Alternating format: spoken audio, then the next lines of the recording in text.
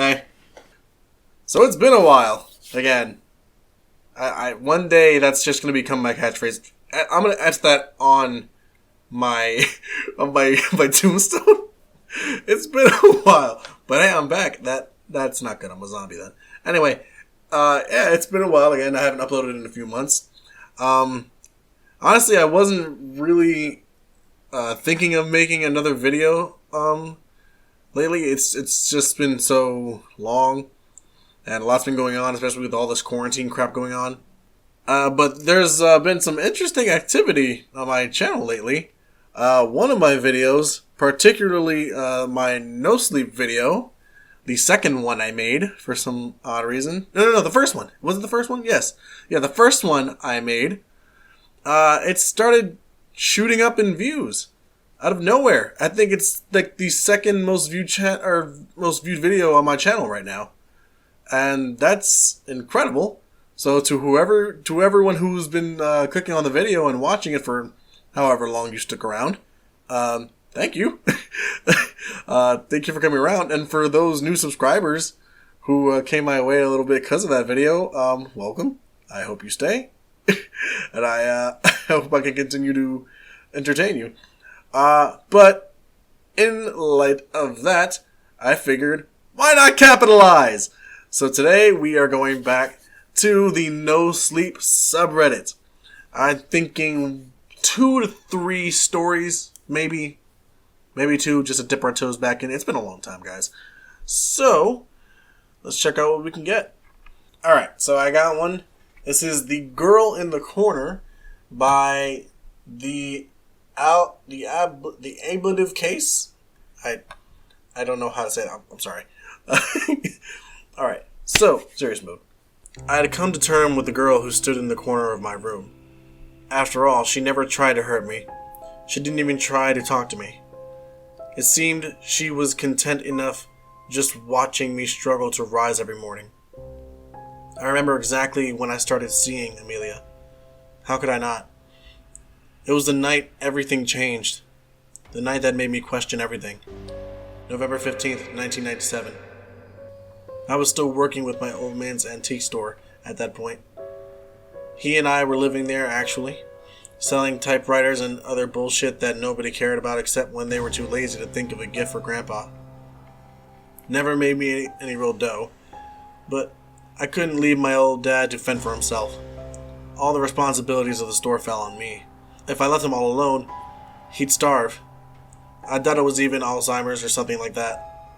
He just went around in some type of half-life, like a trance or daze. He'd been like that since Mom died.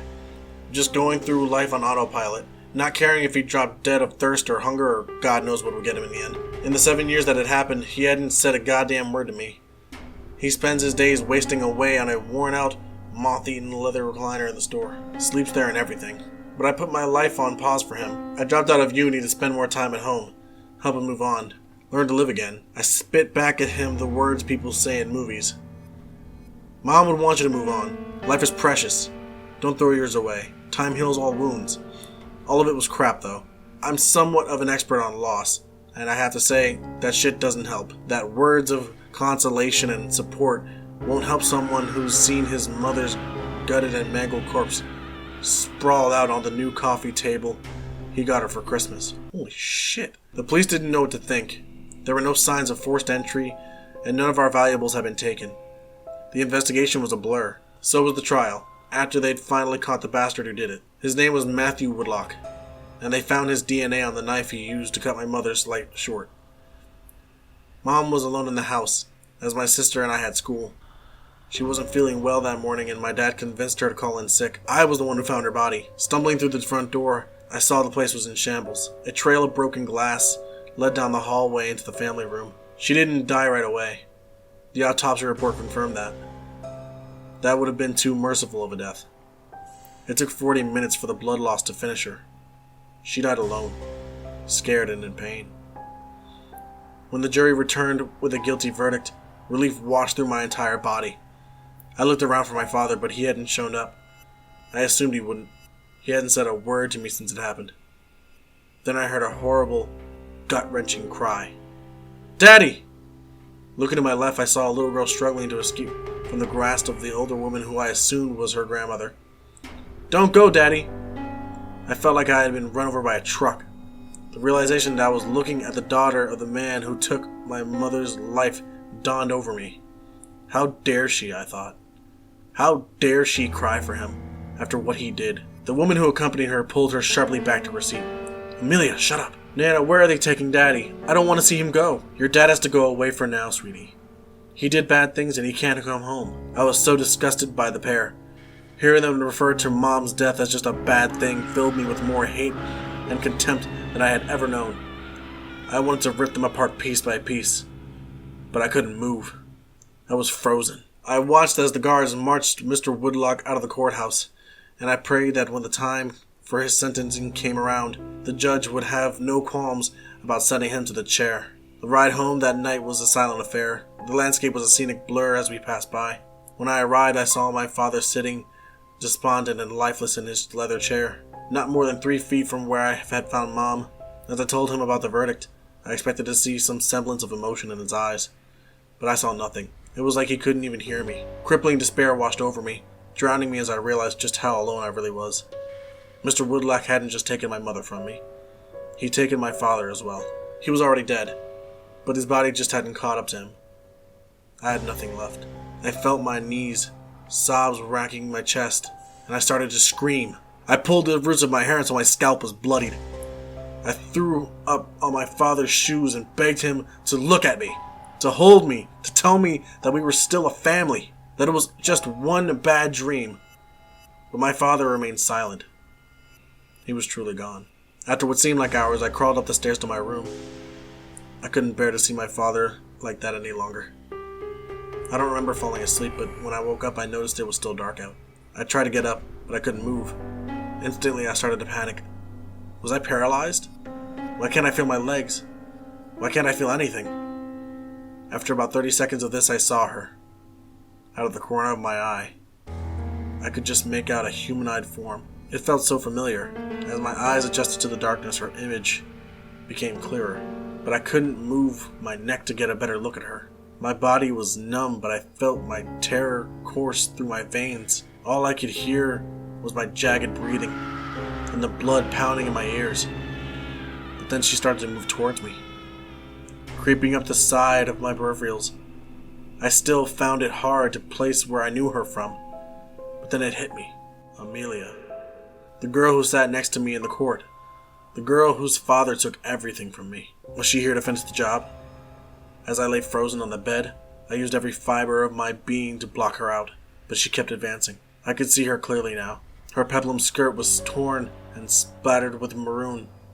Her arms were a minefield of cuts and scratches, and her silver blonde hair was matted and ripped. The top row of her teeth were exposed, as if her lip had been torn off.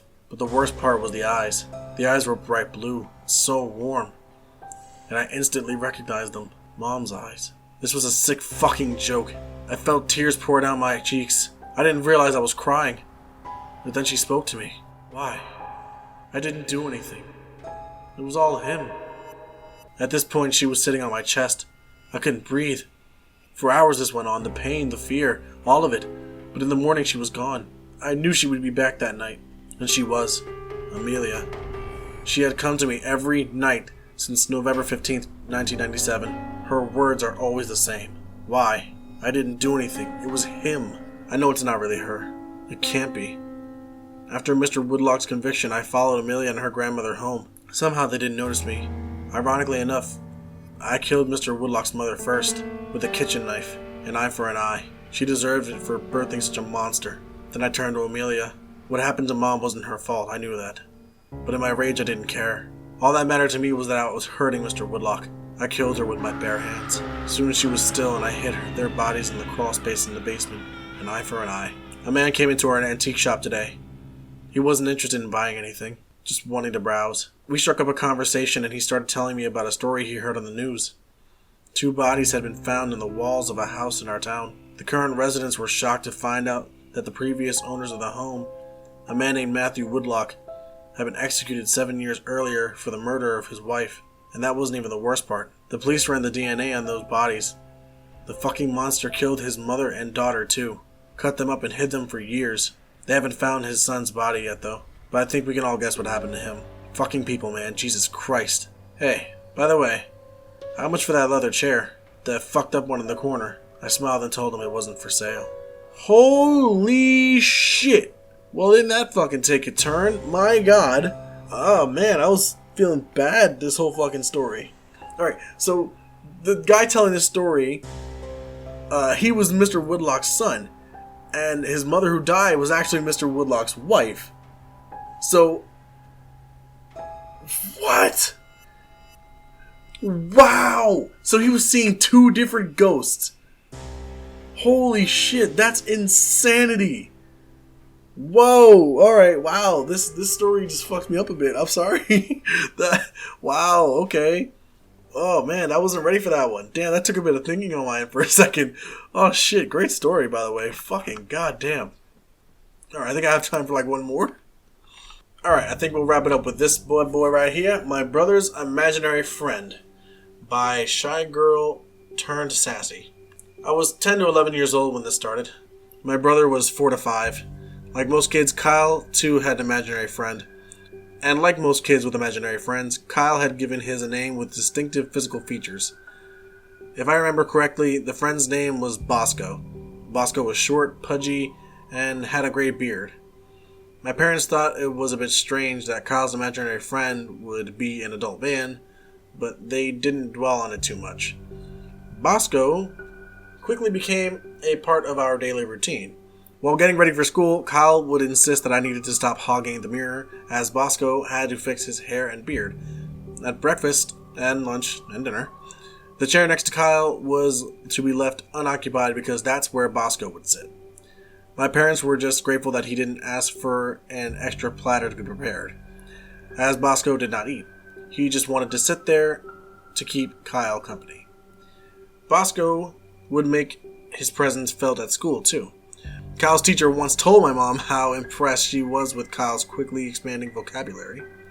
He was learning new words, and when asked, he would say his friend Bosco had said them to him. I remember this one instance when a new family moved into our neighborhood. Their kid was Kyle's age. Mom took us over to say hello to them. I remember Kyle shook the other kid's hand and said rather clearly, "I'm very pleased to make your acquaintance." The other kid just stared. My mom struggled not to look smug. My dad wasn't all that interested in Kyle's friend, or in anything else his kids did for that matter, so it was mostly Mom and I who got to hear about how nice and fantabulous Bosco was. Then came the incident that made us rethink just how imaginary Bosco really was. One day, Kyle and I were waiting at the bus stop just outside of school for Mom to pick us up. This place always had a lot of parents and kids around, so it was safe. Suddenly, Kyle began to pulling on my arm, telling me he wanted to go to the store across the street and get a candy bar. I told him we can get one when Mom got there, but he just wouldn't listen. He pulled on my arm almost frantically and kept saying he needed a candy bar now. I gave in and I walked with him to the store, all the while telling him if Mom got mad at us, it would be his fault. The moment we crossed the street, the driver of the bus lost control of the vehicle and mowed down a bunch of people at the bus stop. It was like a scene from a movie. I was in a state of shock while Kyle started crying. When my mom got there, she hugged us for what seemed like an eternity. She knew we could have been among the people who were crushed. Once we had gotten home and calmed down, she asked me why we had crossed the street. I told her about Kyle wanting a candy bar. She had questioned Kyle, who told her he really didn't want a candy bar. Bosco did. And he's the one who told Kyle to get me to go to the store with him. My mom turned pale. For some time after that, life went on as usual. Mom now asked Kyle about Bosco quite regularly, but he didn't say anything out of the ordinary, just regular kid stuff. But another surprise for us was right around the corner. My mom's sister, our Aunt Rita, had just moved to our town. She had landed a job at the same company where Dad worked, and I remember that she and my dad got along very well. One weekend, my mom took us to see our maternal grandparents. Dad said he couldn't come as he had to work. Mom seemed disappointed, but agreed to take us without him. Nana and Papa too were impressed at how articulate Kyle was becoming, and listened with great interest about his new friend Bosco. The next afternoon, we were all sitting in the living room. I was playing with my grandmother's dog. Mom and her parents were talking while Kyle was fiddling with the TV remote. He switched to a channel where the movie Ghost was playing. The famous pottery scene, you know which one, was on. Mom instantly grabbed the remote and changed the channel to Cartoon Network. Kyle was upset. He demanded to know why he couldn't watch the movie. Mom explained to him that he could watch it when he was older, and that it wasn't appropriate for kids to watch grown-ups hug each other like that. Kyle argued some more, and Mom again told him he wasn't old enough.